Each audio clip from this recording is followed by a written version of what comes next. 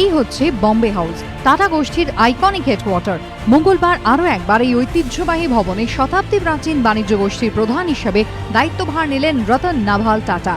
যে পদে 21 বছর থাকার পর 4 বছর আগে ছেড়ে দিয়েছিলেন, সেই চেয়ারম্যান পদে ফিরে দায়িত্ব নিয়েই গ্রুপের নতুন প্রাণ সঞ্চারের চেষ্টা করলেন তিনি।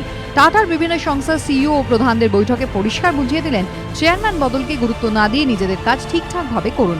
রতন টাটার বক্তব্য, টাটা গোষ্ঠী কখনো অতীতের সঙ্গে তুলনা করে না। প্রতিদ্বন্দ্বীরা কি করছে সেদিকে নজর না দিয়ে বাজারের দিকে লক্ষ্য রাখুন। ওপরের জায়গাটা দখল করতে হবে, কাউকে নকল করার প্রয়োজন নেই।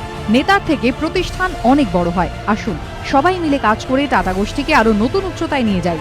এর আগে যা যা সিদ্ধান্ত নেওয়া হয়েছে সবকিছুর পর্যালোচনা করা হবে। যেগুলি সঠিক সেগুলো বহাল থাকবে।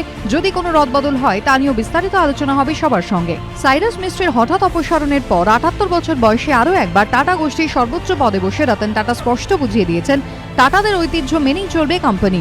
আর কামব্যাক করলেও তা যে নেহাতি স্বল্প সময়ের জন্য তাও বুঝিয়ে দিয়েছেন তিনি। রতন টাটা বলেছেন, আমি চেয়ারম্যানের দায়িত্ব নিয়েছি যাতে স্থায়িত্ব ও ধারাবাহিকতা বজায় থাকে এবং কোনো শূন্যস্থান তৈরি না হয়। এই ব্যবস্থা স্বল্প সময়ের জন্য। খুব তাড়াতাড়ি নতুন স্থায়ী নেতৃত্বের ব্যবস্থা করা হবে। প্রায় 3 ঘন্টা ধরে সিইওদের সঙ্গে বৈঠকের পর সংবাদ মাধ্যমের মুখোমুখি না হয়েই বম্বে হাউস ছাড়েন রতন টাটা।